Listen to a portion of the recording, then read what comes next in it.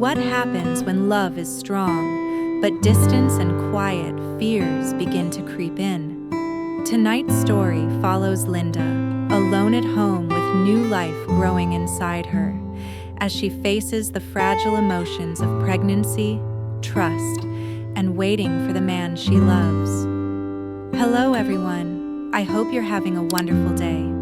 Today we're going to explore a gentle yet deeply emotional moment between Linda and CEO Quang, where love is tested not by betrayal, but by distance and unspoken worry. If you enjoy stories like this, don't forget to subscribe so you won't miss our upcoming episodes. The house felt larger when Quang was gone. Linda opened the curtains and let pale light spill across the living room. It made everything look calm. Clean floors, a neatly placed throw blanket, the dining table wiped down. The quiet still had weight.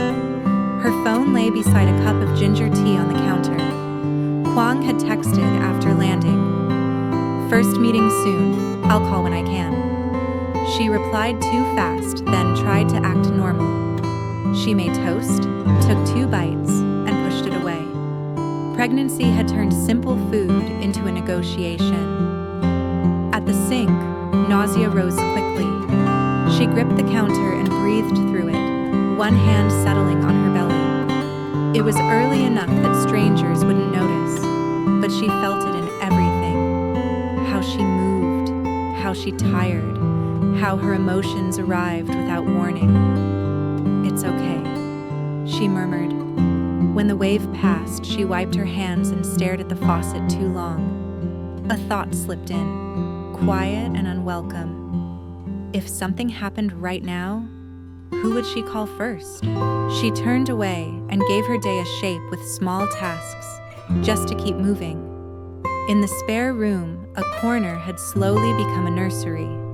Not finished, just becoming. A few paper bags of baby clothes, a soft blanket Linda had bought because it felt like safety, tiny socks Quang had held up in the store, grinning like the world was suddenly simple. She sat on the bed and pulled the socks out. The fabric was warm from the sun. She pressed them to her cheek for 1 second, then stopped, embarrassed by how much she needed that softness. Her phone buzzed. Her heart jumped. A delivery notification, a package at the door. Linda exhaled, then went to get it. Prenatal vitamins, the brand the doctor recommended. Quang had ordered them after the appointment, after he'd seen her pause in the pharmacy and said, "Don't worry, I'll handle it." She held the bottle longer than necessary. It was practical, but it landed in her chest like proof. Even far away, he was still looking ahead for her. She took one with water and sat at the table, staring at her phone like staring could make it ring. There was no new message, so she found something to do with her hands. She spread a clean towel on the bed and began folding baby clothes. Onesies, tiny shirts, a pair of soft pants. She smoothed each piece carefully, as if neatness could equal safety. As she folded, she pictured Quang in a meeting room, listening with that serious focus he had, the way he leaned forward like he could carry the problem. She imagined him being competent, admired, and then, without permission, her mind added another image, someone sitting near him. Someone with a fresh face and an easy laugh. Someone who didn't wake up in the night, who didn't gag at certain smells, who didn't cry over vitamins. Linda's fingers paused on a white onesie. Heat rose in her face. The thought wasn't a story yet, but it had sharp edges. "Stop," she told herself. It wasn't that she didn't trust Quang. He was steady. He showed love in actions, ordering what she needed, reminding her to rest, adjusting the car seat so she didn't have to climb awkwardly. He moved through the world like a man who already knew where home was. But trust didn't erase fear. Fear came from distance, from hours she couldn't see. from the way her body felt unfamiliar lately, and her confidence felt quieter, like it was saving energy. She rested a hand on her belly. "We're doing this," she whispered, trying to make it sound like a promise. She typed a message. "How's it going? Are you eating?" Then deleted it. She didn't want to distract him. She didn't want to sound like she was checking up. The afternoon stretched. She drifted from room to room, starting things and forgetting why, until her phone finally buzzed with his name. She grabbed it too fast and had to steady her hands before answering. "Hi." "Linda," Quang said, and his voice filled the room like warmth. Behind him, she heard low voices, the hush of a busy place. "I just got out of the meeting. I wanted to hear you." Her throat tightened. "How was it?" "Long," he said, a tired smile in his voice. "But okay. How are you? How's my girl?" She knew he meant both of them. Her fingers pressed lightly into her belly. "We're okay. Just at home." "Did you eat?" he asked. "A little," she admitted. "Not much." "Thank you for trying," he said softly. "I'm proud of you." The words made her eyes sting. She looked at the window so she wouldn't cry. Quang talked about ordinary things, the hotel coffee, a contractor who wouldn't stop arguing, the way the meeting room felt like a box. He sounded like her husband more than a CEO, tired and still trying to make her smile. Then he said, "I might be late tonight. There's a dinner with the team." Something in Linda tightened. She heard it in her own voice when she answered too quickly. "Okay." Quang paused. "Hey, what's wrong?" "Nothing," she tried, but it came out thin. "Linda," he said gently, "talk to me." She stared at the folded baby clothes lined up on the towel like small promises. She wanted to be strong. She also wanted him close enough that her mind could rest. "I don't like when you're far," she confessed. "And when you don't answer for a long time, my mind goes places." Quang didn't laugh. He didn't get defensive. He only sighed, like he understood how a quiet house could get loud. "I'm sorry," he said. "I should have texted. I thought you were resting." "It's not bothering," Linda whispered. "I'm not out here living some other life," he said plainly. "I'm working, and I'm thinking about you. Do you hear me?" She swallowed. "Yes. If you need me, you call," he went on. "Even if I'm in a meeting, I'll step out. Missing me isn't small." Linda felt her shoulders drop, as if she'd been holding herself tight all day. "Okay. And tonight," Quang added, "I'll go to dinner, I'll do what I have to do, and then I'll video call you from my room. We'll talk until you fall asleep if you want." A small warmth spread through her chest. Relief. "I'd like that." "I love you, Linda," he said. "I love you," she answered. When the call ended, the house was still quiet, but it wasn't empty anymore. Linda set the phone down carefully, then went back to the bed. She picked up another onesie and folded it slower, letting her breathing match the calm in her hands.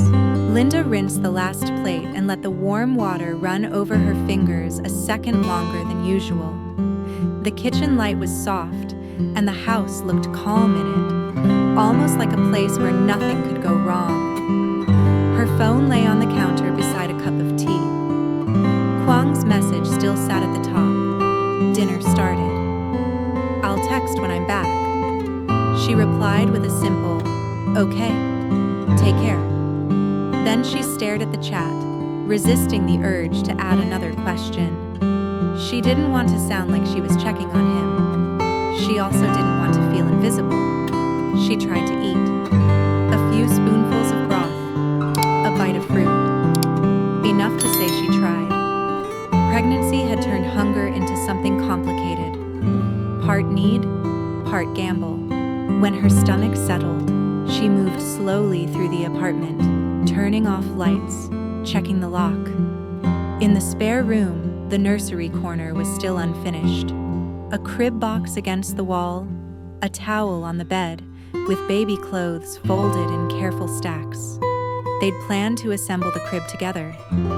Quang had insisted his hands should be the ones tightening the screws, like it mattered that he was physically part of what her body was doing alone. Linda sat and picked up a tiny sock. The fabric was soft and absurdly small. She held it for a moment, then set it back down, suddenly embarrassed by how much comfort she could take from something so simple. Her baby moved, subtle, like a flutter she wasn't always sure she imagined. Linda froze. She slid her hand over her belly and waited. There it was again, a quiet reminder of life. "Hi," she whispered, and a smile came before she could stop it. "I'm here." She carried chamomile tea to the couch and turned on a cooking show. Volume low. Someone chopped onions. A timer beeped. Ordinary sounds filling space. Then the thought returned, unwanted and sharp. Quang at a dinner table, voices overlapping, someone leaning in close to hear him, someone laughing a little too easily. Linda hated how detailed her imagination could be when she was tired. She opened their last photo together, Quang behind her, chin near her shoulder, his hand spread over her belly like it belonged there. She studied his face, the steadiness in his eyes, and tried to let the photo replace the other images her mind kept drawing. At 9:30, her phone lit up. "Back in my room. Can we video?" Relief came so fast it made her dizzy.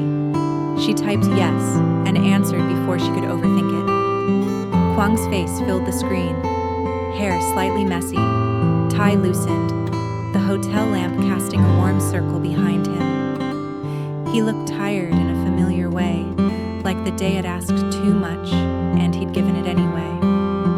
"Hey," he said, smiling. "There you are." "Hi," Linda breathed, and her voice sounded smaller than she meant it to. He watched her for a second, like he was reading what she didn't say. "Did you eat?" "A little," she admitted. "And I had tea." "Thank you for trying," Quang said. He didn't make it a lecture. He made it a kindness. Linda nodded and stared at his face, as if checking that he was really alone. She hated that impulse. It made her feel like someone she didn't want to be. Quang must have sensed it. He turned the phone slightly and panned the room. Small desk, chair, suitcase still half closed, a takeout bag on the table. Nothing dramatic. Just a quiet hotel room. "This is my secret life," he said, a hint of humor. "Noodles and budget spreadsheets." Linda let out a breath that turned into a soft laugh. "Very glamorous." He smiled, then his voice softened. "How are you really?" Linda hesitated. The easy answer, "Fine," rose to her lips and stopped. His eyes stayed patient. "I had a moment," she admitted. "My mind went places. I don't like it." Quang nodded slowly. "Thank you for telling me." "I hate that I can imagine things that aren't real," Linda whispered. "I hate that distance makes me like this." "You're not wrong for feeling it," Quang said, calm and steady. "You're pregnant. You're alone in the house at night. Your body is doing something huge, and I'm not there to hold your hand. Of course you're scared." Linda blinked fast. "I don't want to be the kind of wife who checks and worries." "You're my wife," he said simply. "If you worry, I want to know. Not because you're wrong, because you're mine, and I'm yours." The words didn't erase her fear, but they gave it somewhere to rest. Quang leaned closer to the camera. "Show me the baby clothes you folded." Linda carried the phone to the bed and angled it toward the neat stacks. "I didn't buy more today," she added quickly. "I'm proud of you," he said, amused and sincere at the same time. She smiled, and her shoulders finally lowered. They talked about small things: his long meeting, the coffee in the hotel lobby, the flutter she'd felt earlier. When she described it, Quang's eyes widened like he'd been given a gift. "I wish I could feel it," he said quietly. "You will," Linda promised. He lifted his hand to the camera, palm open, as if he could place it on her belly through the screen. Linda mirrored him, pressing her own hand to her stomach. "Good night, little one," Quang said, his voice gentle. Linda felt her throat tighten, but it was a safe kind of tight. "Good night," she echoed. Quang exhaled, fatigue finally showing. "Tomorrow I'll text more, even if it's short. And if you get that feeling again, you call me. Don't carry it alone." "I will," Linda said. After they hung up, Linda set the phone on the nightstand and lay down. She tucked a pillow behind her back. The house was still quiet, but now the quiet felt less like emptiness and more like space. She closed her eyes, one hand resting on her belly, and let her breathing slow until her thoughts did too. Linda theo bà và cậu cháu ra nương mía. Dưới nắng sớm, bà vừa chặt mía vừa kể chuyện ngày xưa. Dậy chặt 3 hoặc 4 khúc cho đẹp để bán được giá. Đồng mía cao dần, 45 đồng trở thành hy vọng cho phiên chợ. Một cây mía đổ bất ngờ khiến cả nhóm kêu, rồi cười xòa vì kịp đỡ nhau. Chiều xuống, Linda buồn bã vì con rúi của mình đã biến mất. Nghi có kẻ trộm rình quanh nhà. CEO Quang ghé đến lắng nghe và trấn an